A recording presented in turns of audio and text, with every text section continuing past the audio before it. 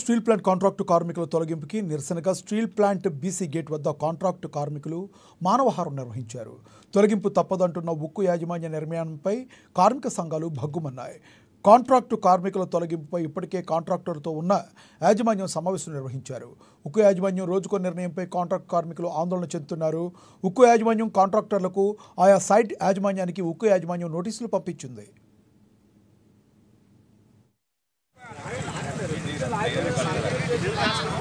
కార్మిక సోదరులారా, దయచేసి మన కార్యక్రమం ఒక 30 కార్మికులకు వైద్యం అందించాలి.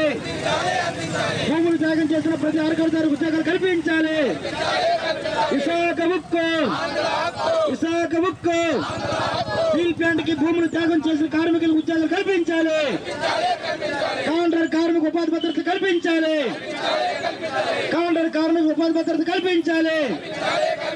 బయట ఉన్న కార్మికులందరూ విధుల్లోకి తీసుకోవాలి.